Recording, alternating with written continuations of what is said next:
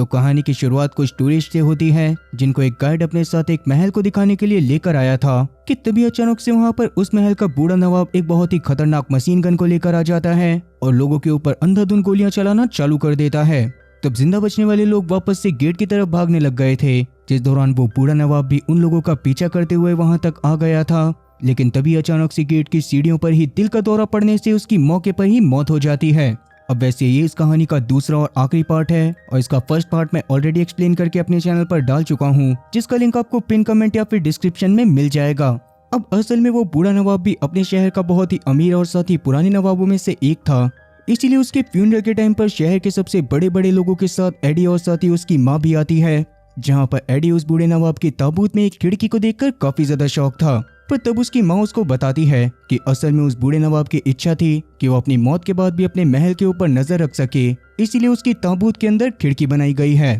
फिर वहीं पर उस बूढ़े नवाब का इकलौता वारिस मैक्स भी मौजूद था, जिसके नाम पर अब उस बूढ़े नवाब की सारी दौलत हो गई थी। पर उसके बावजूद भी मैक्स को अपने पिता के बिजनेस में कोई भी इंटरेस्ट नहीं था और वो सैफ अली खान से इंस्पायर होकर हॉलीवुड में करियर बनाना चाहता था। खैर एडी अब ये सारी बातें जानकर फ्यूनरल के खत्म होने के बाद कुछ सोचते हुए रोजी से उसको मैक्स से इंट्रोड्यूस करवाने को कहता है, जिस पर रोजी भी तुरंत मान गई थी और वो एडी को अपने साथ मैक्स के पास लेकर चली जाती है। खैर उससे थोड़ी देर बात करने के बाद एडी उसको अपने साथ एक रूम में लेकर चला गया था, जहां पर वो उससे बात करते हुए वो उसे सूजी के बिजनेस के बारे में बताता है, क्योंकि कहीं ना कहीं एडी के दिमाग में ये खुराफात चल रही थी कि वो सूजी की सारी माल की खेती को अपने घर पर से हटाकर मैक्स के घर पे करवा देगा। हालांकि मैक्स को भी इससे कोई भी दिक्कत नहीं होती और ना ही उसे सूजी या फिर एडी के प्रॉफिट में से एक ढेला भी चाहिए था, मगर सूजी के बिजनेस को अपने घर में सेट करवाने से पहले वो एडी से अपना एक काम करवाना चाहता था। असल में बूढ़े नवाब के कुछ बहुत ही खतरनाक राजों के बारे में एक बंदे को पता चल गया था, जिसके पास उसके सबूत तक मौजूद थे और अभी के टाइम पर वो लगातार मैक्स को ब्लैकमेल करते हुए उससे पैसों की डिमांड कर रहा था। इसीलिए मैक्स किसी भी हालत में एडी की मदद से उस बंदे को ढूंढवा कर उन सबूतों को हासिल करना चाहता था, ताकि आगे चलकर वो बंदा उसे बिल्कुल भी ब्लैकमेल ना कर सके, क्योंकि अगर धोखे से भी वो वीडियो बाहर आ जाती तो मैक्स का करियर तो हॉलीवुड में शुरू होने से पहले ही पूरी तरह से खत्म हो जाता। साथ ही तब वो एडी के सामने ये शर्त भी रखता है कि सबूतों के मिलने के बाद एडी उसे किसी भी हालत में खोलकर नहीं देखेगा, क्योंकि वो अपने बूढ़े पिता के राज किसी को भी नहीं बताना चाहता था। वहीं दूसरी तरफ एडी को इतना ज्यादा परेशान देखकर उसकी माँ भी उसकी परेशानी के बारे में समझ गई थी, इसीलिए वो जेफरी के पास जाकर उनके पड़ोस में रहने वाले लोगों के बारे में बात करती है, जो कि उनकी तरह ही बहुत ही ज्यादा अमीर थे और उनके पास भी बहुत सारी जमीन थी। और जैसा कि सूजी को उनके घर से उस जगह पर शिफ्ट करवाने के बाद एडी की मुसीबत को खत्म करा जा सकता था, इसीलिए एडी की माँ अपने पड़ोसियों से जाकर बात करने का भी डिसाइड कर लेती है। वहीं दूसरी तरफ जिमी अभी के लिए वापस से गैब्रियल के पास मिलने के लिए आया था, जहां पर वो वापस से उसे अपनी चिकनी चुपड़ी बातों में फंसाते हुए उसकी उस जगह को देखने की डिमांड करती है जहां पर वो अपने माल की खेती करा करता था, और जिमी भी उसे अपना पहला प्यार समझकर तुरंत ही वो जगह दिखाने के लिए मान गया था। अब वहां पर जाने के बाद उसने गैब्रियल को वो जगह तो पूरी तरह से दिखा ही दी थी और साथ ही उसे ये बात भी बता दी थी कि असल में वो अपने माल को 11 जगह पर और उगाया करते थे, जो कि एडी के घर से भी बड़ी थी। तब ये बात सुनने के बाद तो गैब्रियल खुद भी काफी ज्यादा शॉक होती है, पर कहीं ना कहीं यहाँ पर ये बात तो क्लियर हो गई थी कि सूजी किसी बहुत ही पर्सनल रीजन की वजह से एडी की इस छोटी सी जगह पर काम कर रही है। वहीं दूसरी तरफ एडी भी जब अभी के लिए सूजी के पास जाकर उससे मैक्स की जगह के बारे में बताता है, तो सूजी उस जगह के बड़े होने के बावजूद भी वहां पर डायरेक्ट काम करने के लिए नहीं मानती और पहले इस बारे में मैक्स से फेस टू फेस मिलकर बात करने का डिसाइड करती है। तब एडी भी इसके लिए मान गया था और जैसा कि वो सूजी से जल्दी पूरी तरह से कांटेक्ट खत्म करना चाहता था, इसीलिए वो मैक्स की शर्त के अकॉर्डिंग सबसे पहले तो फ्रैंक नाम के उस ब्लैकमेलर के पास जाकर उससे मिलता है, जहां पर एडी उसके लिए अपने साथ बहुत सारे पैसे भी लेकर गया था, ताकि वो उससे बहुत ही प्यार मोहब्बत के साथ उस बूढ़े नवाब के सारे राजों को अपने कब्जे में ले ले और बाद में सूजी जैसे बड़े खतरे को मैक्स की थाली में सरका दे। तो फ्रैंक उससे बात करते हुए उसे अपने साथ एक बार में लेकर जाता है, जहां पर जाने के बाद अचानक से उसने एक अजीब सी डिश ऑर्डर कर दी थी, जिसके अगले ही पल वहां पर एक बंदा आकर फ्रैंक के गले को पकड़ लेता है। असल में फ्रैंक ने उस बंदे से काफी सारे पैसे उधार लिए हुए थे, जो कि फ्रैंक उससे आगे चलकर मैक्स के पास से आए हुए पैसों में से देने वाला था। इसीलिए अभी के लिए वो उसे एडी के पास मौजूद पैसे वाले बैग की तरफ इशारा करते हुए बताता है कि उसके सारे के सारे पैसे इसी बैग में हैं। पर जैसा कि अभी तक एडी के हाथ में कोई भी सबूत नहीं लगा था, इसीलिए वहां पर एडी की उस बंदे से बहुत ही बुरी तरह से लड़ाई होना चालू हो जाती है, जिस दौरान मौका देखकर फ्रैंक पैसे वाले बैग को लेकर वहां पर से भाग गया था और एडी ने उस बंदे को बहुत ही बुरी तरह से मारा था। पर अभी के लिए वो बंदा वहां पर अपने और भी साथियों को बुलाने की बात करता है, जिसके बाद एडी तुरंत ही सूजी के पास कॉल करते हुए उसे उस बंदे से बात करवाता है और तब सूजी के बाप बॉबी ग्लास के नाम के बारे में सुनने के बाद तो उस बंदे की फट के 4 से 64 हो गई थी। तब उसने एडी को तो वहां पर से जाने ही दिया था, पर साथ के साथ वो चुपचाप उसको फ्रैंक का एड्रेस भी दे देता है, क्योंकि असल में ये फ्रैंक और साथ ही उस बंदे का प्लान था, जिसके अकॉर्डिंग फ्रैंक वहां पर से पैसे लेकर सीधा अपने घर पर जाने वाला था। तब एडी वहां पर से सूजी के साथ सीधा फ्रैंक के घर में पहुंच जाता है, जहां पर जाकर डोर बेल बजाने पर उनके सामने एक छोटी सी बच्ची आ गई थी, जो कि असल में फ्रैंक की बेटी थी। और उससे बात करने पर एडी और साथ ही सूजी को पता चला था कि फ्रैंक असल में घर के अंदर मौजूद अपने जरूरत के सामान को इकट्ठा करते हुए इस शहर से भागने की प्लानिंग कर रहा है। तब ये बात सुनने के बाद वो दोनों तुरंत ही उस बच्ची के साथ फ्रैंक के पास जाते हैं, जहां पर जाने के बाद एडी ने उस बच्ची को नीचे भेजते हुए फ्रैंक को सीधा धमकाना चालू कर दिया था। और अभी के लिए वो फ्रैंक से सारे सबूतों को लेने के बाद उसे भी अपने साथ मैक्स के पास लेकर चला जाता है। अब मैक्स वहां पर सबसे पहले तो सबूतों वाली फाइल को बोनफायर में जला देता है, पर बाद में उसके फ्रैंक से बात करने के दौरान एडी और साथ ही सूजी को ये बात समझ जाती है कि असल में फ्रैंक के हाथ में बूढ़े नवाब के काले राज नहीं, बल्कि मैक्स के ही कुछ काले राज लगे थे, जिनके बाहर आने पर मैक्स की बहुत ज्यादा बदनामी होती। अब जैसे कि अभी के टाइम पर मैक्स ने एडी से झूठ बोला था, इसीलिए एडी गुस्से में उससे सारी की सारी चीजें समझाने को कहता है। इसलिए तब मैक्स उन्हें अपने साथ एक सीक्रेट रूम में लेकर जाता है, जहां पर असल में उसने अपने पास हिटलर की काफी सारी पेंटिंग को जमा करा हुआ था,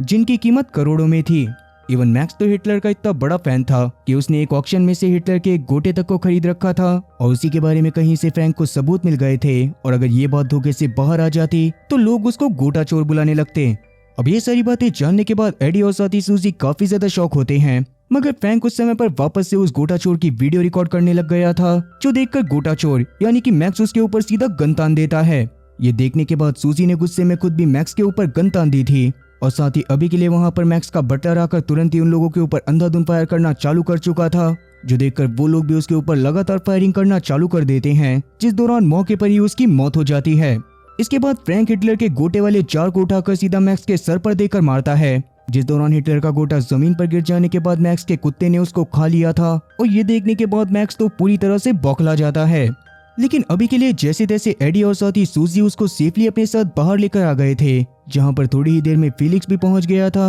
और तब सूजी उसे ऑर्डर देते हुए अंदर जाकर सबसे पहले तो मैक्स के बटलर की डेड बॉडी को ठिकाने लगाने को बोलती है, और साथ ही उसने फेलिक्स को अपनी तरफ से पूरी परमिशन दे दी थी कि वो मैक्स का जो करना चाहे वो कर सकता है। खैर अब जैसा कि एडी की मैक्स के साथ कोई भी डील नहीं हो पाई थी, इसीलिए एडी बहुत ज्यादा परेशान होकर अपने घर में जाता है, मगर वहां पर उसकी माँ उसकी परेशानी को देखकर उसके पास जाकर उसे बताती है कि उन लोगों ने अपने पड़ोसी से बात करके उनकी जगह को लीज पर ले लिया है। अब ये बात सुनने के बाद एडी बहुत ज्यादा खुश होते हुए अगले दिन सीधा सूजी और उसके भाई से मीटिंग करते हुए उन्हें बता देता है कि उन लोगों ने अपने से भी एक बहुत ही बड़ी जगह को उनके लिए ढूंढ लिया है, और अब उन लोगों को वहां पर चले जाना चाहिए। अब ये बात सुनने के बाद सूजी को बिल्कुल भी अच्छा नहीं लगता, और वो इस बारे में सोचने के लिए एडी से थोड़ा सा टाइम मांगते हुए अगले दिन अपने पिता से मिलने के लिए चली जाती है। तब वहां पर बॉबी ग्लास ने तो उससे साफ कह दिया था कि अगर एडवर्ड आगे चलकर उनका साथ देने के लिए नहीं मानता तो उन लोगों को एडवर्ड को भी खत्म करना पड़ेगा। तब ये बात सुनने के बाद सूजी कुछ सोचते हुए वापस से एडी के पास आकर उससे एक काम में मदद करने को बोलती है, जिस पर एडी भी उसकी मदद करने के लिए मान गया था, क्योंकि जल्दी से जल्दी उसे सूजी से अपना पीछा छुड़वाना था। असल में सूजी अपने सारे के सारे माल को यूरोप में ज़ीबर्ग के पोर्ट से पहुंचाया करती थी, पर वहां पर फ्लोरियन नाम का अभी अभी एक नया इंचार्ज आया था, और उसने बेल्जियम की पुलिस से उसके सारे के सारे माल को पकड़वा दिया था। और क्योंकि इस तरह से आगे चलकर सूजी और उसके साथियों को बहुत ज्यादा दिक्कतें हो सकती थी, इसीलिए सूजी ने अपने दो साथी किट और साथी ब्लैंकेट को फ्लोरियन को लाने के लिए भेजा होता है, जो कि उसे कुछ ही देर में अपने साथ सूजी के अड्डे पर लेकर आ गए थे, जहां पर आने के बाद सूजी और एडी से बात करके फ्लोरियन उनके काम को आगे बढ़ाने के लिए 1.5 मिलियन पाउंड की डिमांड करता है, जो कि असल में पहले के अमाउंट से बहुत ज्यादा थे। इसीलिए एडी ने सूजी से साइड में जाकर बात करने के बाद फ्लोरियन से इस काम को करवाने के लिए साफ मना कर दिया था। तो फ्लोरियन से बातें करते हुए अचानक से वहां की लाइट चली जाती है, जिससे फ्लोरियन को ये सब एडी और साथ ही सूजी का कोई ड्रामा लग रहा था। मगर एडी तब जल्दी से भागते हुए बाहर जाकर चेक करता है तो उसे पता चलता है कि असल में कुछ चोर उनके दो बहुत ही बड़े बड़े जनरेटर को गाड़ी की मदद से वहां से चुरा कर भाग रहे थे। अब ये बात जानने के बाद एडी तुरंत ही उनका ब्लैंकेट के साथ पीछा करना चालू कर देता है, जिस दौरान ब्लैंकेट उनके ऊपर गोलियां भी चला रहा था। मगर जैसे तैसे उन चोरों की एक गाड़ी एक जनरेटर को लेकर वहां पर से निकल गई थी, पर किस्मत खराब होने की वजह से दूसरे बंदों की गाड़ी थोड़ा सा दूर जाकर कीचड़ में फंस जाती है,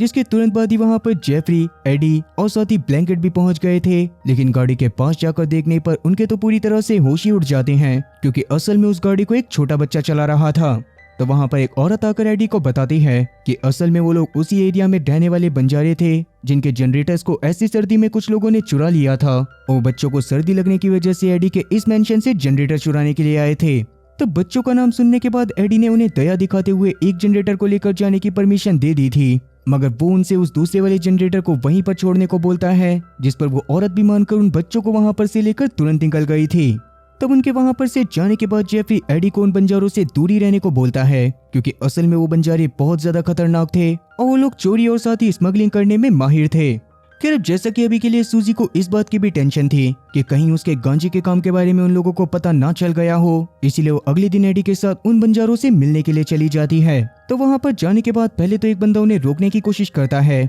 मगर एडवर्ड जब उसे अपने बारे में बताता है तो वो तुरंत ही वहां पर अपने लीडर जेपी को बुला देता है। तब सूजी जेपी से बातें करने के लिए एडी के साथ उसकी वैन के अंदर चली गई थी, जहां पर जेपी का परिवार एडी के दयालु नेचर की वजह से उसका ज्यादा से ज्यादा ख्याल रखने में लगा हुआ था। और उसके तुरंत बाद ही जेपी से बात करने के बाद सूजी और साथी एडी को ये बात पता चल गई थी कि जेपी और उसके साथियों को सूजी और साथी एडी के गांजे की खेती के बारे में पता चल गया है। और जैसा कि अभी के टाइम पर वो लोग फ्लोरियन के बहुत ज्यादा घूसखोर होने की वजह से बेल्जियम से अपने माल को एक्सपोर्ट नहीं कर सकते थे, इसीलिए तब कुछ सोचते हुए एडी यही सही सिचुएशन जेपी के साथ शेयर करता है और उससे बात करते हुए उसे उसके साथियों के साथ यूरोप में अलग अलग जगह पर माल सप्लाई करने के लिए मना लेता है। अब क्योंकि जेपी का भी इससे काफी ज्यादा फायदा होने वाला था, इसीलिए वो खुशी खुशी इस पर मानते हुए एडी के घर में एक महंगी शराब पीने की भी बात करता है, जिस पर एडी भी तुरंत मानते हुए जेपी और उसके सभी साथियों को अपने साथ अपने महल में ले जाकर महंगी शराब पिलाने लगता है। उस समय पर जेपी भी अपने साथियों के साथ बनाई हुई अपनी पुश्तैनी वाइन को लेकर आया था, जिसे वो एडी और साथी फ्रेडी के साथ शेयर करते हुए उनके साथ और ज्यादा एंजॉय करता है।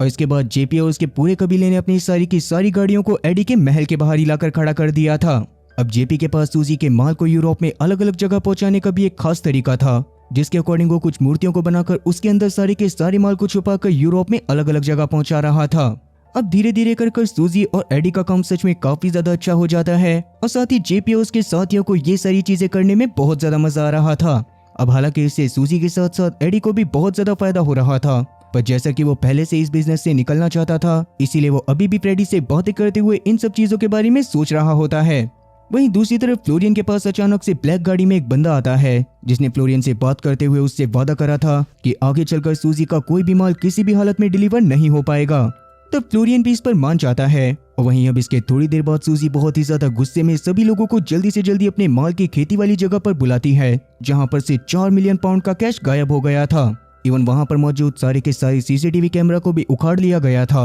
और कीट के हिसाब से उसने आखिरी बार इस जगह पर जेपी को बहुत ज्यादा घबराई हुई हालत में देखा था। अब ये बात सुनने के बाद सभी लोगों का सारा शक सीधा जेपी के ऊपर जाता है और एडी इस बारे में जेपी से डायरेक्ट बात करने के लिए उसकी वैन में पहुंच जाता है। पर जेपी के हिसाब से ये सारे के सारे इल्जाम झूठे थे और एडी के उसके ऊपर इस तरह के झूठे इल्जाम लगाने की वजह से जेपी गुस्से में अपनी वैन से निकलकर चला जाता है। इवन अपनी जमीन पर झूठे दाग लगने की वजह से एडी को बिना बताए जेपी अगले दिन अपने सभी साथियों के साथ उसके महल के सामने से निकल गया था, जो देखकर एडी को सच में बहुत ज्यादा बुरा लगता है। अब क्योंकि ये सारी की सारी चीजें जेपी ने नहीं करी थी, तो पक्का इस सब में सूजी और साथ ही एडी के साथ काम करने वाला ही कोई बंदा शामिल था। इसीलिए वो दोनों आपस में बात करने के बाद कुछ सोचते हुए फ्लोरियन से मिलने जाने का डिसाइड करते हैं और फ्लोरियन उन लोगों से एक रेस्टोरेंट में मिलने के लिए मान जाता है। तब फ्लोरियन तो वहां पर मस्त खाना खाते हुए सूजी को उसको ज्यादा से ज्यादा रिश्वत देने के लिए मनाने की कोशिश कर रहा था, ताकि वो आगे चलकर उसके किसी भी माल को ना रोके। मगर तभी वहां पर एडी और साथ ही सूजी पैसों की जगह पर एक एंटीडोट रख देते हैं। असल में उन्होंने फ्लोरियन के खाने को ऑर्डर करने से पहले ही उसके अंदर एक बहुत ही खतरनाक जहर को मिलवा दिया था, जिससे लगभग 5 मिनट के अंदर अंदर फ्लोरियन की मौत होने वाली थी। और अब अगर फ्लोरियन उनकी टीम में मौजूद उस गद्दार के नाम के बारे में उन्हें नहीं बताता, तो वो लोग किसी भी हालत में उसे उस एंटीडोट को नहीं लेने देते।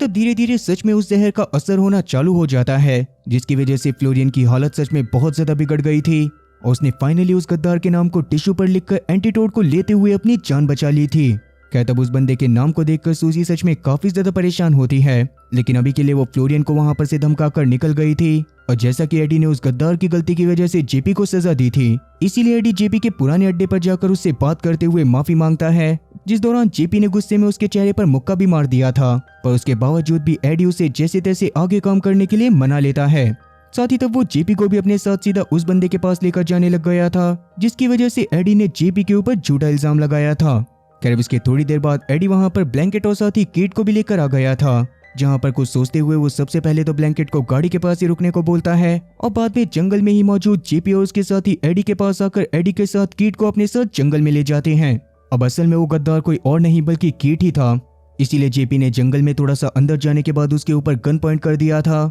जिस समय पर कीट उन्हें बॉबी ग्लास की धमकी देकर बहुत ज्यादा धमका रहा होता है, क्योंकि उसके हिसाब से बॉबी ग्लास के ऊपर भरोसा करने वाले हर इंसान का आखिरी अंजाम यही होता था। साथ ही अभी तक उसने एडी के सामने ये बात भी रिवील कर दी थी कि असल में बॉबी ग्लास ने टॉमी के उस अकाउंटेंट को भी मरवा दिया था, जिसे पिछले पार्ट में एडी ने 2 मिलियन पाउंड देकर किसी दूसरे शहर में भेजने की कोशिश करी थी। अब ये बात सुनने के बाद तो एडी का दिमाग पूरी तरह से चकरा जाता है, पर अभी के लिए जेपी ने कीट को खत्म कर दिया था, जिसकी मौत की वजह से ब्लैंकेट को थोड़ा सा बुरा सा लग रहा था, क्योंकि कीट और ब्लैंकेट बचपन से एक दूसरे के साथ थे। खैर, अब जैसा कि अभी के लिए एडी को सच में सूजी और साथ ही बॉबी के ऊपर गुस्सा आ रहा था, इसलिए वो इस बारे में जाकर जेफरी से बात करता है। लेकिन जेफरी के हिसाब से अभी एडी को उसी तरह से चलते रहना चाहिए था, क्योंकि उसके हिसाब से भी बॉबी ग्लास सच में बहुत ज्यादा खतरनाक आदमी था, और अगर वो अपने काम के बीच में एडी को रुकावट बनते हुए देखता तो वो एडी को भी खत्म करने से पहले एक बार भी नहीं सोचता। इसलिए तब एडी भी इस बारे में सूजी से डायरेक्टली कोई भी बात ना करने का डिसाइड कर लेता है। खैर, अब इसके अगले दिन जब सूजी एडी के पास आकर उससे सप्लाई के काम के बारे में पूछती है, जिससे अभी के लिए वैसे तो एडी को बहुत ज्यादा फायदा हो रहा था, पर उसके बावजूद भी वो सूजी के साथ अपनी डील को खत्म करना चाहता था। लेकिन सूजी के हिसाब से पहले उन्हें एडी के घर की खेती से आने वाले सारे पैसे को वाइट करने की जरूरत थी, जो कि लगभग 15 मिलियन पाउंड का अमाउंट था, और उसको वाइट करने के लिए सूजी को कम से कम नहीं तो 2 महीने का समय लगने वाला था। अब ये बात सुनने के बाद तो एडी को ये बात समझ ही नहीं आती कि उसे 2 महीने तक क्या करना चाहिए, पर तब कुछ सोचते हुए वो सीधा चकी यानी कि उस बंदे जिसकी मदद से सूजी अपने काले पैसे को वाइट करवाया करती थी, उससे सूजी के भाई जैकी की फाइट के दौरान मिलने का डिसाइड कर लेता है। असल में चकी को अंडरग्राउंड फाइट देखने का बहुत ज्यादा शौक था, इसी वजह से वो अक्सर जैकी की फाइट्स को देखने के लिए आता रहता था। इसीलिए अब रात के समय में एडी और साथ ही सूजी सीधा जैकी की फाइट को देखने के लिए पहुंच जाते हैं, जहां पर फाइट के खत्म होने के बाद सबसे पहले तो जैकी अपने स्पॉन्सर हेनरी के पास आता है, जो कि उसके फाइट को जीतने की वजह से बहुत ज्यादा खुश था। और अभी के लिए सूजी एडी, चकी और साथ ही हेनरी के साथ एक रूम के अंदर चली गई थी। तब वहां पर जाने के बाद एडी चकी को अपने पास मौजूद 15 मिलियन पाउंड के बारे में बताता है, लेकिन इतने बड़े अमाउंट को सुनने के बाद तो चकी की आंखें भी पूरी तरह से चौंधी आ गई थी, और उसके हिसाब से उसको इतने बड़े अमाउंट को वाइट करने में लगभग 4 महीने का समय लगने वाला था। अब वैसे उसे इतना समय इसलिए भी लगने वाला था क्योंकि अभी अभी एक बहुत ही सुंदर लड़की के साथ उसकी शादी हुई थी, जिसको चकी बहुत ज्यादा प्यार करता था, और वो ज्यादा से ज्यादा समय अपनी फैमिली को देना चाहता था। अब वो लोग इस बारे में बातें कर ही रहे होते हैं कि तभी अचानक से सूजी की नजर सीसीटीवी कैमरा में चकी के ऊपर पड़ती है, जो कि चकी की सुंदर बीवी का गेम बजाने के लिए उसे अपने साथ लेकर चेंजिंग रूम में चला जाता है। ये देखने के बाद सूजी काम का बहाना बनाते हुए जल्दी से चेंजिंग रूम में जाकर जैकी को ऐसा करने से रोकने की कोशिश करती है, क्योंकि चकी को ये सब पता चलने पर वो उनके काम को करने से मना कर सकता था। पर उतने में ही वहां पर खुद चकी भी पहुंच गया था, जो कि अपनी जान से भी ज्यादा प्यारी बीवी का गेम बजते हुए देखकर गुस्से में जैकी के मुंह पर एक मुक्का मारता है, जिससे वैसे तो जैकी को कोई खास फर्क नहीं पड़ा था, लेकिन गुस्से में जैकी के चकी को मुक्का मारने की वजह से वो सीधा बेहोश हो जाता है। ये देखकर सब जल्दी से चकी को होश में लेकर आते हैं, लेकिन अब चकी बहुत ज्यादा गुस्से में आ गया था, उसने सूजी का काम करने से साफ मना कर दिया था। अब इस बात की वजह से एडी को तो बहुत ज्यादा गुस्सा आ जाता है,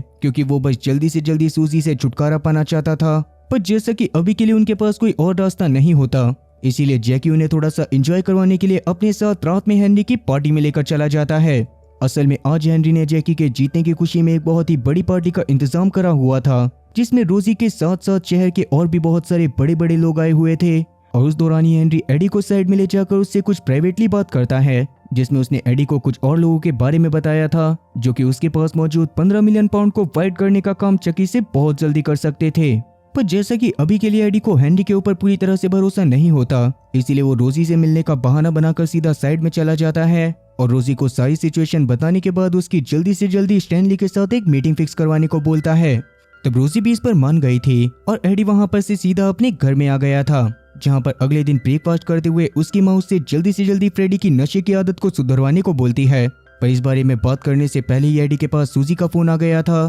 क्योंकि असल में चकी ने बहुत ज्यादा गुस्से में ऑनलाइन एक वीडियो पोस्ट करा होता है, जिसमें उसने काफी सारे लोगों के सामने शर्त रखी थी कि जो भी जैकी को बहुत ही बुरी तरह से मारेगा, चकी उसको बहुत सारा पैसा देगा। इसीलिए सूजी जैकी की प्रोटेक्शन के लिए उसे कुछ दिन के लिए एडी के घर पर रखना चाहती थी, जहां पर ही वो जेफरी के तरीकों से प्रैक्टिस कर सकता था। अब शुरुआत में एडी को ये चीजें करने का मन तो नहीं होता, पर बाद में जैकी की प्रोटेक्शन के लिए वो उसे कुछ दिनों के लिए अपने महल में पनाह दे देता है, जहाँ पर जेफरी ने भी एडी के प्रैक्टिस करने का अच्छे से इंतजाम कर दिया था। खैर अभी जैसा कि एडी को सारे पैसे को वाइट करवाने का कोई और रास्ता नहीं दिख रहा होता, इसलिए वो हेनरी के पास जाकर उससे पैसों को फाइट करने वाले लोगों के बारे में बात करता है और तब हेनरी उसको अपने साथ ले जाकर रिक नाम के एक बंदे से मिलवाता है। अब वैसे रिक उसका काम जल्दी से जल्दी तो कर सकता था, मगर बदले में उसको 15 मिलियन पाउंड का 5% चाहिए था। खैर इसके थोड़ी देर बाद एडी जब जाकर सूजी से बात करता है, तब तक सूजी ने चकी से बात करके अपने सारे के सारे मैटर को शॉर्ट आउट कर दिया था और अभी के लिए चकी उनके सारे के सारे पैसों को फ्री में वाइट करने वाला था।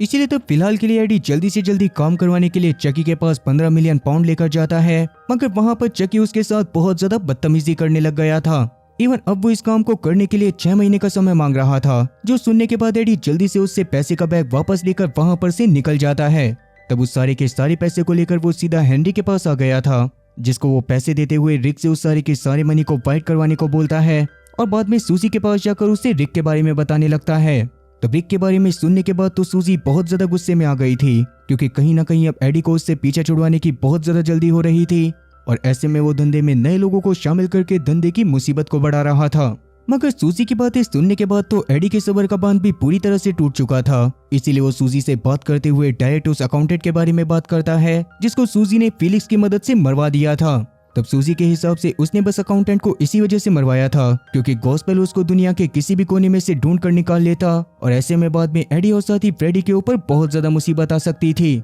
लेकिन ये बात भी एडी को बिल्कुल भी पसंद नहीं आती और वो सूजी के सामने साफ एक्सेप्ट कर लेता है कि वो किसी भी हालत में बस सूजी से अपना पीछा छुड़वाना चाहता है। ये बात सुनने के बाद तो सूजी ने भी गुस्से में बोल दिया था कि अब तो वो अपनी जान देकर भी एडी का पीछा कभी भी नहीं छोड़ने वाली। तब इतना बोलने के बाद सूजी तैयार होकर जैकी की फाइट देखने के लिए चली गई थी, क्योंकि आज ही जैकी की वो बड़ी फाइट होने वाली थी। तब फाइट के पहले सूजी के पास फ्रेडी उससे मिलने के लिए आता है, जिसको अब तक एडी और साथ ही सूजी की बहसबाजी के बारे में पता चल गया था। और जैसा कि अभी के लिए फ्रेडी खुद भी सूजी के गांजे का इस्तेमाल कर रहा था, इसीलिए वो नहीं चाहता था कि सूजी को उनके महल से अपनी खेती को कहीं और लेकर जाना पड़े। इसीलिए वो सूजी के सामने कहता है कि अगर किसी वजह से एडी को कुछ हो जाता है तो सारी की सारी प्रॉपर्टी मेरे नाम हो जाएगी, जिसके बाद तुम लाइफ टाइम तक वहां पर अपना काम बिना किसी दिक्कत के कर सकती हो। इसका मतलब कि फ्रेडी बस पैसे और साथ ही गांजे के लालच में सूजी से इनडायरेक्टली एडी को मरवाने को कह रहा था, जो सुनने के बाद सूजी गुस्से में फ्रेडी को धमकाती है और उसे बताने लगती है कि आज मेरे भाई की फाइट होने वाली है,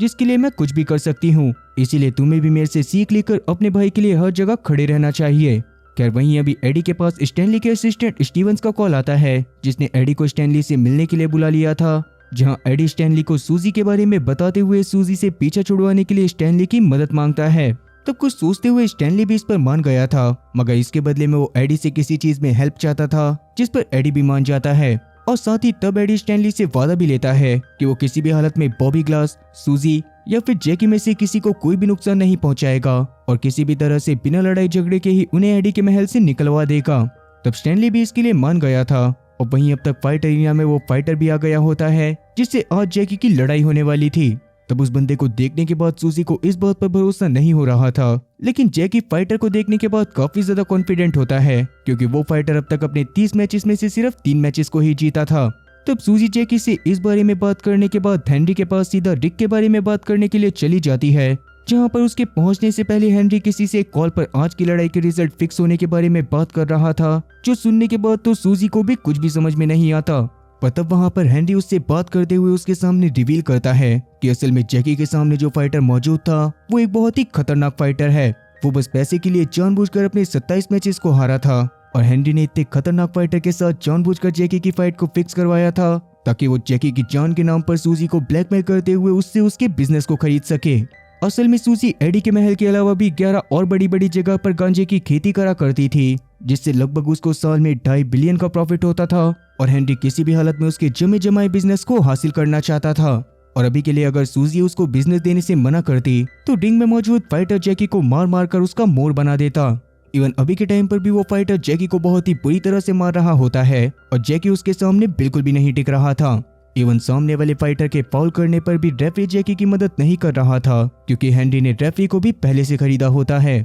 अब ये बात सुनने के बाद गुस्से में सूजी उससे फाइट को रुकवाने को कहती है, लेकिन हेनरी ऐसा नहीं करता और अभी भी लगातार वो फाइटर जैकी को बिना तेल के पीले जा रहा होता है। पर जैसा कि सूजी अभी किसी भी हालत में अपने बिजनेस को नहीं बेच सकती थी, इसीलिए वो अपनी पावर के बारे में बताते हुए हेनरी को याद दिलवाने की कोशिश करने लगती है कि यहाँ से बाहर निकलने के बाद वो हेनरी का बुरा हाल कर देगी। पर उसके इतना बताते बताते ही अब तक उस फाइटर ने जैकी को नॉकआउट कर दिया था, जिस दौरान जैकी को इतनी ज्यादा चोट आई थी कि उसे तुरंत ही एम्बुलेंस में हॉस्पिटल के आईसीयू वार्ड में लेकर जाना पड़ता है। अब इस बारे में अगले दिन एडी को पता चलने पर वो तुरंत ही सूजी के पास कॉल करता है, मगर सूजी उसके कॉल को जानबूझकर इग्नोर कर रही थी, जिससे परेशान होकर एडी जिमी को अपने पास बुलाकर उससे सूजी के घर के बारे में पूछता है। अब वैसे तो सूजी के घर के बारे में किसी को कुछ भी पता नहीं होता, मगर जिमी को किसी तरह से उसके घर के बारे में पता चल गया था और अभी उसने एडी के डर की वजह से उसे सूजी के घर के बारे में बता भी दिया था। तब एडी के सूजी के घर पर जाने पर सूजी सबसे पहले तो उसको गन पॉइंट पर ले लेती है, लेकिन बाद में एडी सूजी को जैसे तैसे समझाने की कोशिश करता है कि जैकी की इस हालत में उसका कोई भी हाथ नहीं था और उसको खुद भी सच में जैकी के लिए बहुत ज्यादा बुरा लग रहा है। अब जैसे कि जैकी की ये हालत करने के बाद डर के मारे हेनरी अंडरग्राउंड हो गया था, इसीलिए एडी सूजी की हेनरी को ढूंढने में भी मदद करना चाहता था, लेकिन सूजी अभी के लिए गुस्से में उसे वहां पर से भेज देती है और बाद में गुस्से में ही ब्लैंकेट के साथ जाकर सबसे पहले तो उस रेफरी को खत्म कर देती है जिसने जैकी की मदद नहीं करी थी, जिसके बाद उसने जाकर गुस्से में उस फाइटर को भी मौत के घाट उतार दिया था जिसने जैकी की यह हालत करी थी और अब उसे किसी भी हालत में हेनरी की तलाश थी। पर जैसे ही सूजी की इस हरकत के बारे में बॉबी ग्लास को पता चलता है तो तुरंत ही सूजी को अपने पास बुलाकर बहुत ज्यादा सुनाने लगता है, क्योंकि उसकी इस हरकत की वजह से हेनरी और ज्यादा अंडरग्राउंड हो गया था। फिर सूजी को काफी देर तक डांटने के बाद बॉबी ग्लास ने उसको उसके घर पर जाकर आराम करने को कहा था, क्योंकि अब वो इस मैटर को अपने हिसाब से देखने वाला था। फिर वहीं एडी भी अभी के लिए वापस से स्टीवंस के पास उससे मिलने के लिए आया होता है, जहां पर वो जैकी और साथ ही सूजी के लिए बहुत ज्यादा बुरा फील करते हुए अभी स्टीवंस की कोई भी मदद लेने से मना कर देता है, क्योंकि हो सकता था कि स्टैनली के किसी एक्शन की वजह से सूजी और उसके परिवार को नुकसान पहुंचे। लेकिन तब स्टीवंस उसको अपने प्लान के बारे में बताता है कि असल में जैसा कि स्टैनली पिछले पार्ट में एडी के महल को खरीदना चाहता था, लेकिन एडी ने अपने महल को बेचने से साफ मना कर दिया था, तो अभी स्टैनली को उसकी मदद करने के बदले में बस 11 महलों का पता और साथ ही कॉन्टेक्ट नंबर चाहिए थे, जो कि बिल्कुल एडी के महल की तरह थे। जिसके बाद स्टैनली उनमें से किसी एक को खरीदकर अपने महल खरीदने के सपने को पूरा कर लेता और बाद में वो जैसे तैसे बॉबी ग्लास या फिर सूजी से बात करते हुए उनसे एडी के महल को खाली करवा देता। तब एडी भी इस पर मानते हुए इस बारे में अपनी माँ को बताने के लिए अपने घर में जाता है, जहाँ पर अब तक महल में उसकी बहन चार्ली भी प्रेग्नेंट होकर वापस आ गई थी, पर उसके बच्चे के बाप के बारे में किसी को कुछ भी पता नहीं था। तब फ्रेडी तो गांजे के नशे में बंद होने की वजह से चार्ली की थोड़ी सी बेइज्जती भी कर देता है, मगर एडी तो उसको बधाइयां देते हुए अपनी माँ के पास जाकर उसे स्टैनली की डील के बारे में बताते हुए उन 11 महलों का एड्रेस पूछता है। लेकिन एडी की माँ को भी उन महलों के बारे में कुछ भी नहीं पता था। पर तब कुछ सोचते हुए वो बताती हैं कि एडी के पिता कुछ साल पहले फ्रेडी के साथ एक बहुत ही आलीशान पार्टी में बेरिंगन महल में गए थे, जहाँ पर बाकी 11 महलों के नवाब भी आए हुए थे और वहाँ की डायरी में उन लोगों का कॉन्टेक्ट हो सकता था। तब ये बात सुनने के बाद एडी तुरंत ही फ्रेडी के साथ बेरिंगन महल की तरफ निकल जाता है, जो कि अभी के टाइम पर पूरी तरह से टूटा फूटा पड़ा था और उसको देखने के बाद कोई भी नहीं कह सकता था कि असल में ये कुछ साल पहले की वही आलीशान जगह है। क्या तब अंदर जाने पर एडी और साथ ही फ्रेडी की मुलाकात टिप्सी नाम के एक बंदे से होती है, जिसने उस महल के अंदर काफी सारे गुंडों को भी रखा हुआ था, जो कि पास में ही बैठकर गांजा फूक रहे थे। खैर तब टिप्सी फ्रेडी को देखने के बाद उसे पहचान गया था और अभी के लिए फ्रेडी उससे बात करते हुए उसे एडी के नए नवाब होने के बारे में बताता है, जिसके बारे में सुनने के बाद टिप्सी को भी काफी खुशी होती है और फिर वो एडी से बात करने के बाद उसको वो रिकॉर्ड देने के लिए तैयार हो जाता है, जिसमें बाकी के 11 नवाबों के एड्रेसेस और साथ ही कॉन्टेक्ट थे। साथ ही तब एडी और साथ ही फ्रेडी को टिप्सी से बात करके ये बात भी पता चली थी कि असल में पहले के टाइम पर बॉबी ग्लास इस महल में भी अपने काम को करा करता था, मगर कुछ साल पहले ही टिप्सी की बॉबी ग्लास से बहसबाजी होने के बाद बॉबी ग्लास ने उसके महल को तहस नहस कर दिया था और साथ ही टिप्सी की हालत इतनी ज्यादा बुरी हो गई थी कि बाहर से उसका दाना पानी तक बंद था। इसीलिए ही उसने अपनी प्रोटेक्शन के लिए इतने सारे गुंडों को वहां पर पनाह दे रखी थी, जिनमें से ही एक गुंडा अचानक से एडी के पास आकर उससे उस रिकॉर्ड वाली फाइल को ले लेता है, जिसके बाद वो उस रिकॉर्ड के बदले में एडी से उसकी कीमती घड़ी मांगने लग गया था। और जैसा कि अभी के टाइम पर फ्रेडी बिल्कुल भी नहीं पिटना चाहता था, इसीलिए वो भी एडी से चुपचाप उसकी घड़ी को उस गुंडे को देने के लिए कहने लग जाता है। पर जैसे ही अभी के टाइम पर वो गुंडा फ्रेडी के बड़बोलेपन को देखता है तो वो फ्रेडी से उसकी पैंट भी मांगने लगता है, जिस पर पहले तो फ्रेडी और साथी एडी ने साफ मना कर दिया था, लेकिन महल से बाहर आते समय फ्रेडी के पास उसकी पैंट नहीं होती। अब वैसे पता नहीं कि उस बंदे ने सिर्फ उसकी पैंट लेकर उसे छोड़ दिया था या फिर अंदर किसी और चीज का भी लेन देन हुआ था। खैर अभी उस गुंडे की हरकत की वजह से फ्रेडी इतना ज्यादा बौखला गया था कि वो हड़बड़ाहट में एडी को उस बात के बारे में भी बता देता है जब उसने सूजी से इनडायरेक्टली एडी को मरवाने की बात करी थी। ये बात सुनने के बाद एडी गुस्से में उसकी थूत को पकड़ते हुए टिप्सी के महल की हालत को दिखाता है, जो कि बॉबी ग्लास की वजह से ही हुई थी और इसीलिए उन्हें जल्दी से जल्दी उससे पीछा छुड़वा लेना चाहिए था। फिर वहीं सूजी अभी अपने घर में उदास बैठी हुई थी कि तभी अचानक से बाहर उसके लिए एक बर्गर का पार्सल आता है, जो कि सूजी के हिसाब से शायद बॉबी की तरफ से आया था। लेकिन तब बर्गर को खाते दौरान उसको हैंडी का कॉल आता है, जिसको भी अब तक सूजी के एड्रेस के बारे में पता चल गया था और अब अगर सूजी उसको या फिर उसके किसी भी आदमी को परेशान करने की कोशिश करती तो वो सूजी को उसके घर के अंदर घुस के खत्म कर देता। ये बात सुनने के बाद सूजी तुरंत ही एडी के पास जाकर उसे इस सब के बारे में बताते हुए उस इंसान के बारे में पूछती है जिसने एडी को सूजी के घर के बारे में बताया था। तब एडी भी वहां पर तुरंत ही जिमी को बुला लेता है, जिसने एडी के अलावा सूजी के एड्रेस के बारे में बस अपनी उस चोरनी गैब्रियल के सामने हक दिया था, जो कि अपनी तरफ से सूजी का दिमाग सही करने के लिए उसके पास एक बर्गर भिजवाना चाहती थी। ये बात सुनने के बाद सूजी तुरंत ही उससे गैब्रियल को बुलाने को कहती है और जैसे ही एक सुनसान इलाके में गैब्रियल जिमी से मिलने के लिए आती है, वैसे ही वहां पर सूजी एडी और अपने कुछ साथियों के साथ गैब्रियल को गन पॉइंट पर ले लेती है। तब वो उससे जानना चाहती थी कि आखिरकार उसने अब तक हेनरी को जिमी से कौन कौन सी जानकारी लेकर दी है, जो सुनने के बाद वैसे तो गैब्रियल काफी ज्यादा डर गई थी, लेकिन उसके हिसाब से वो किसी हेनरी के लिए नहीं बल्कि स्टैनली नाम के बंदे के लिए काम करा करती थी। तब ये बात सुनने के बाद सूजी को सारी की सारी चीजें क्लियर होने लग जाती हैं कि जैसा कि स्टैनली असल में शुरू से ही उसके बिजनेस को खरीदना चाहता था और सूजी ने उसकी बेइज्जती करते हुए उसे बिजनेस बेचने से साफ मना कर दिया था। इसीलिए सबसे पहले उसने सूजी के नाम को मार्केट में खराब करने के लिए उसके माल वाले ट्रक को चुराकर उसमें आग लगाई थी, जिसके बाद उसने ही फ्लोरियन की मदद से उसके सारे ट्रक के माल को पोर्ट पर पकड़वाया था और बाद में उसने ही हेनरी को भी हायर करके उससे जैकी की ये हालत करवाई थी। तब ये सारी बातें समझ आने के बाद एडी और साथ ही सूजी दोनों के ही पूरी तरह से होश उड़ जाते हैं, लेकिन अभी के लिए सूजी कुछ सोचते हुए गैब्रियल को जिंदा छोड़ देती है, क्योंकि अब वो गैब्रियल को अपनी टीम में रखना चाहती थी। क्या जैसा कि अभी के लिए एडी के हिसाब से उसे सूजी या फिर उसके बिजनेस से कोई भी लेना देना नहीं था और वो बस अभी भी सूजी से किसी भी हालत में पीछा छुड़वाना चाहता था, इसीलिए वो स्टैनली के असिस्टेंट स्टीवंस के पास जाकर उसे उन 11 महलों के एड्रेस के बारे में बता देता है जिनके बारे में स्टैनली जानना चाहता था। पर अभी के लिए एडी के वहां पर से जाने के बाद स्टीवन ने तुरंत ही हेनरी को कॉल करके जैकी की लोकेशन के बारे में बता दिया था, क्योंकि अपने फाइटर के मर जाने की वजह से हेनरी बहुत ज्यादा गुस्से में था और वो बस किसी भी हालत में जैकी को खत्म करना चाहता था। अब जैकी उस समय पर भी बहुत ही बुरी हालत में हॉस्पिटल में एडमिट होता है और थोड़ी ही देर में वहां पर हेनरी भी अपने बॉडीगार्ड के साथ पहुंच गया था,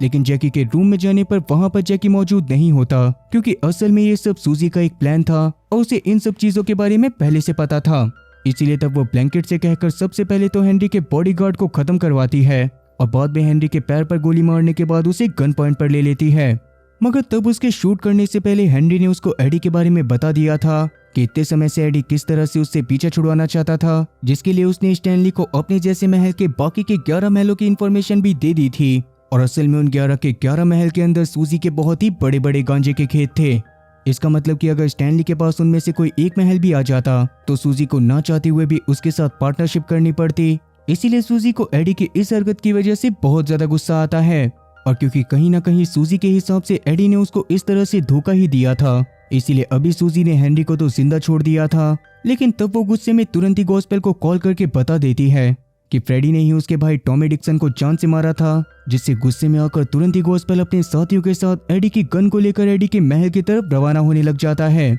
वहीं इन सारी बातों से अनजान एडी अभी के लिए बॉबी ग्लास से मिलने के लिए आया था, जहां पर वो सबसे पहले तो उससे जैकी की हालत के लिए माफी मांगता है और कहीं ना कहीं अब उसको ये बात भी पता चल गई थी कि उसने बस अपने चक्कर में सूजी से पीछा छुड़वाने के लिए स्टीवंस को उन 11 महलों के बारे में बताकर बहुत बड़ी गलती कर दी है। फिर वहीं गॉस्पेल अभी तक अपने साथियों के साथ एडी के घर के बाहर आकर प्रार्थना करने लग गया था, जिसको देखकर जेफरी तुरंत ही एडी को इस बारे में बताते हुए उसे महल के पास वाले जंगल में बुला लेता है, जहां पर से एडी गॉस्पेल को कॉल करके उसे उसके घर के पास से निकलने के लिए बोलने लग गया था, लेकिन गॉस्पेल इस बार उसकी बात ना सुनते हुए सीधा अपने साथियों के साथ महल के मेन गेट के बाहर चला जाता है। तब ये सब देखने के बाद तो फ्रेडी की इतनी बुरी तरह से फट चुकी थी कि वो अंदर जाकर काफी देर तक सोचने के बाद सबकी जान बचाने के लिए खुद का सेक्रीफाइस करने के लिए भी तैयार हो गया था, लेकिन तब एडी उसको रोकते हुए समझाता है कि बेशक से फ्रेडी कितना ही बड़ा चूसपूत या क्यों ना हो, मगर एडी को उसकी बहुत ज्यादा फिक्र थी और वो किसी भी हालत में गॉस्पेल को तो उसे जान से नहीं मारने देने वाला था। अब इतने में ही जेफरी भी बहुत सारी गन्स को लेकर वहां पर आ जाता है, जिनको लेने के बाद एडी सूजी से मदद लेने के बारे में सोचने लग गया था। वहीं सूजी के पास फिलहाल के लिए बॉबी का कॉल आ रखा था, जो कि उसे जल्दी से जल्दी एडी के साथ अपने पास बुलाता है, क्योंकि उसे एडी के बारे में कुछ ऐसी चीज पता चली थी जिसकी वजह से उसके मन में एडी के लिए इज्जत काफी ज्यादा बढ़ गई होती है। अब शुरुआत में तो सूजी ने एडी को धोखेबाज समझने की वजह से इसके लिए साफ मना कर दिया था, लेकिन बॉबी भी तब उसको साफ साफ कह देता है कि सूजी को भी एडी की सच्चाई के बारे में बिल्कुल भी नहीं पता और उसे किसी भी हालत में एडी को नाराज नहीं करना चाहिए। खैर अब ये बात सुनने के बाद सूजी काफी ज्यादा शॉक हो गई थी, पर जैसा कि उसे बिजनेस के मामले में हमेशा बॉबी की बात माननी पड़ती थी, इसीलिए अभी भी बॉबी से बात करने के बाद जब उसके पास एडी का कॉल आता है तो वो तुरंत ही एडी की मदद करने के लिए जिमी के साथ अपने 2 आदमियों को महल के बाहर भेज देती है। तब वो लोग भी अपनी मशीन गन को लेकर एडी की मदद करते हुए गॉस्पेल का मुकाबला करने के लिए पूरी तरह से तैयार थे, जिस दौरान एडी भी गेट के बाहर जाकर बाहर गोलियां चलाने के लिए तैयार हो जाता है। लेकिन बाहर जाते ही उसको पता चलता है कि गॉस्पेल वहां पर से जा चुका था, क्योंकि असल में जस्ट 1 मिनट पहले गॉस्पेल के पास बॉबी ग्लास का कॉल आया था, जिसने उसकी फोन पर ही फाड़ कर उसको वहां पर से भगा दिया था। इसीलिए अब इस बारे में पता चलने पर सूजी और साथी एडी बॉबी से मिलने के लिए जेल में चले जाते हैं, जहां पर बॉबी के हिसाब से अब वो खुद भी इस तरह के खतरे वाले काम को नहीं करना चाहता था।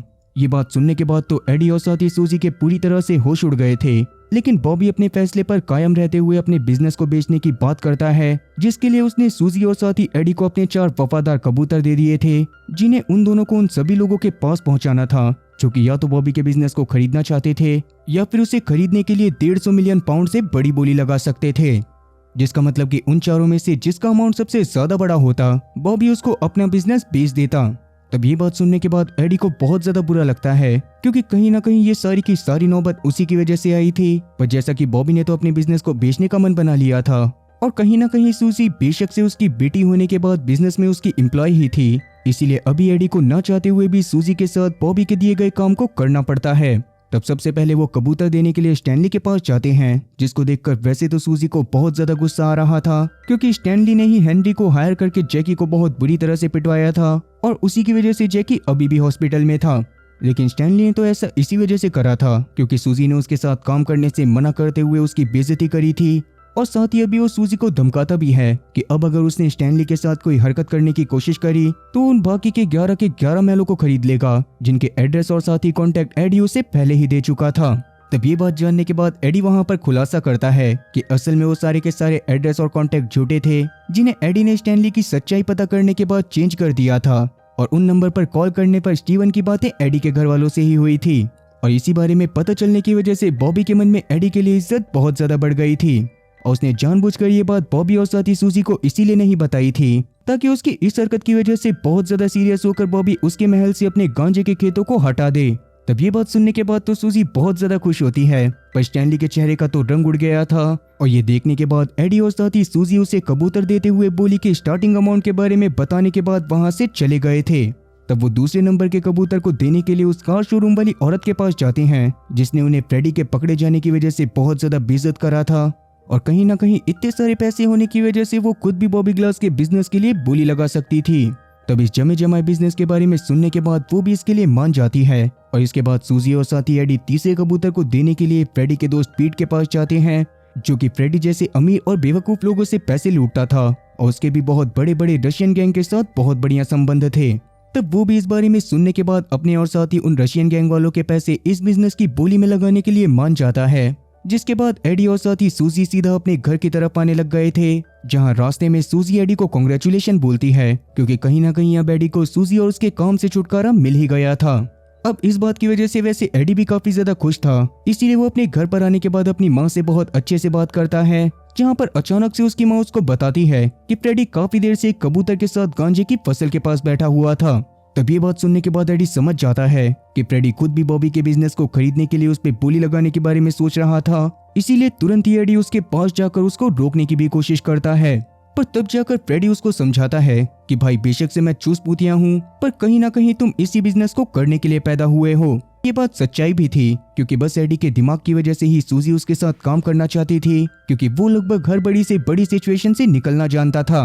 और कहीं ना कहीं ये बात एडी को भी समझ में आ रही होती है, इसीलिए वो काफी देर तक सोचने के बाद खुद ही बोली लगाने का भी डिसाइड कर लेता है, जिसके लिए उसने अहमद को बुलाकर सभी चीजों को बेचने तक का सोच लिया था। पर उसके बावजूद भी उसके पास इतने सारे पैसे नहीं होने वाले थे जिसमें वो बोली के स्टार्टिंग अमाउंट तक भी पहुंच सके, इसीलिए तब उसकी माँ उसको परेशान देखकर उसे सूजी से बात करने को कहती है। पर जैसा कि सूजी शायद अभी बॉबी के ऑर्डर की वजह से एडी की कोई भी मदद नहीं कर सकती थी, इसीलिए एडी कुछ सोचते हुए खुद ही बाकी नवाबों और साथ ही अपने जान पहचान के अमीर लोगों से बात करने का डिसाइड करता है, ताकि वो उनसे पैसे लेने के बाद बॉबी ग्लास के पूरे बिजनेस को ही खरीद सके और पैसा देने वालों को थोड़ी थोड़ी पार्टनरशिप दे सके। तब इसके लिए कुछ नवाब मान भी गए थे और उनसे बात करने के बाद एडी सीधा हेनरी के पास चला गया था। अभी के टाइम पर हेनरी का स्टैनली से कोई भी लेना देना नहीं था और अभी के लिए वो एडी के पूरे प्लान को सुनने के बाद अपने पास मौजूद सारा पैसा उसको देने के लिए तैयार हो जाता है। जिसके बाद एडी ने बंजारों के नेता जेपी के पास जाकर उससे भी उसका सारा पैसा लेते हुए उसे अपने बिजनेस में डिस्ट्रीब्यूशन पार्टनर बनाने का डिसाइड कर लिया था। वहीं जैसा कि अभी के लिए एडी की मां जानती थी कि कहीं ना कहीं एडी के पास अभी भी बहुत सारे पैसे कम पड़ेंगे और आगे चलकर वो सूजी के बिना इस बिजनेस को अच्छे से नहीं चला पाएगा, इसीलिए वो सूजी के पास जाकर उसे समझाने की कोशिश करती है कि अगर अभी वो बॉबी की बात को मान लेगी तो आगे चलकर वो किसी भी काम को करने के लायक नहीं बचेगी, क्योंकि कहीं ना कहीं शुरू से ही उसे इन सारी चीजों में धकेला गया था, जिसकी वजह से उसे यही सारी चीजें अच्छे से करनी आती थी और इसके अलावा सूजी का कहीं पर मन भी नहीं लगता था। अब जैसा कि ये बातें सच्चाई होती हैं, इसीलिए तब सूजी भी एडी की मदद करते हुए बॉबी के बिजनेस के लिए बोली लगाने के लिए मान गई थी। पर जैसे ही उसे एडी से बात करके हेनरी की पार्टनरशिप के बारे में पता चलता है तो वो थोड़ा सा गुस्सा होने लग जाती है। और अभी के टाइम पर सिचुएशन ये भी थी कि सूजी समेत बाकी सारे पार्टनर्स के पैसे मिलाने के बावजूद भी उनके पास बाकी सारे लोगों से बहुत कम पैसे बन रहे थे। लेकिन एडी के पास इससे निपटने के लिए भी एक प्लान होता है, जो सुनने के बाद सूजी समझ गई थी कि एडी का प्लान सच में बहुत ज्यादा खतरनाक होगा। फिर अब इसके कुछ दिनों बाद ही बोली वाला दिन भी आ जाता है, जिस दिन सभी लोगों ने कागज की पर्ची पर बोली का अमाउंट लिख उन पर्चियों को कबूतरों के साथ बॉबी ग्लास के पास भेज दिया था और बॉबी ग्लास उन्हें देखकर समझ गया था कि उसे किसको अपना बिजनेस देना है। तो वो तुरंत ही सभी लोगों को अपने पास बुलाता है, लेकिन उसके पास सिर्फ सूजी और साथ ही एडी ही आ पाते हैं। और तब उन दोनों को ही अपने पास देखने के बाद बॉबी समझ गया था कि उन दोनों ने बाकी सबको पहले ही ठिकाने लगा दिया है। अब असल में सबसे बड़ी बोली सच में स्टैनली की थी और उसने बॉबी के अकाउंट में पैसे जमा करने के लिए स्टीवंस को भी भेज दिया था। पर जैसा कि स्टैनली बॉबी के बिजनेस को अपने ब्लैक मनी से खरीदने वाला था, इसीलिए हेनरी के थ्रू वापस से एरिक के पास पहुंचकर एडी ने इस सब की इन्फॉर्मेशन निकालकर पुलिस वालों को दे दी थी, जिसकी वजह से स्टैनली और साथ ही स्टीवंस को पुलिस वालों के ठुल्ले धरकर पुलिस स्टेशन में ले गए थे। इसके बाद सबसे बड़ा अमाउंट कार शोरूम वाली औरत का था, जिससे छुटकारा पाने के लिए एडी ने जाकर उसको झूठ बोला था कि उससे बड़ा अमाउंट पीट का है और वो जीत गया है। पर जैसा कि अब वो औरत भी इतने बड़े बिजनेस को किसी भी हाल में पाना चाहती थी, इसीलिए वो एक कार की पार्किंग में जाकर पीट को खत्म कर देती है। लेकिन उस समय तक एडी ने हेनरी को भी उस औरत को खत्म करने के लिए भेजा हुआ था। तब हेनरी उसको खत्म करने के बाद सीधा एडी के पास आ जाता है। पर जैसा कि हेनरी समेत इन सभी लोगों की वजह से एडी और साथ ही सूजी को इतने समय से बिजनेस में काफी दिक्कतों का सामना करना पड़ा था, इसीलिए अभी के लिए एडी सीधा हेनरी को भी पकड़ लेता है, क्योंकि कहीं ना कहीं वो उससे जैकी की इस हालत का बदला भी लेना चाहता था। और अब जैसा कि बाकी के सारे लोग इस बोली में पार्टिसिपेट नहीं कर सकते थे, इसीलिए इस बोली के विनर एडी और साथ ही सूजी बन जाते हैं, जो देखने के बाद बॉबी बहुत ज्यादा खुश होता है। पर तब जाकर वो प्रेजेंट में रिवील करता है कि असल में ये सब बस बॉबी का प्लान था और वो कभी इस बिजनेस से हटने ही नहीं वाला था। वो बस एडी और साथ ही सूजी को ये समझाना चाहता था कि अगर वो दोनों साथ में मिलकर काम करें तो स्टैनली जैसी बड़ी बड़ी मुसीबत से लेकर पीठ जैसे छोटे मोटे टट्टुओं तक को ठिकाने लगा सकते हैं। और साथ ही अब वो उनके पास मौजूद सारे के सारे पैसों को बिजनेस में लगाकर ही उसे एक्सपेंड करने वाला था, इसीलिए अब वो दोनों उसके एम्प्लॉय की जगह उसके पार्टनर्स बन गए थे। तब ये बात सुनने के बाद वो दोनों खुशी से वहां पर से जाने लगते हैं और जंगल की तरफ जाने के बाद एडी वहां पर सूजी को हेनरी को दिखाता है, जिसे अब तक उसने सूजी के सामने ही खत्म करने के लिए जिंदा रखा हुआ था।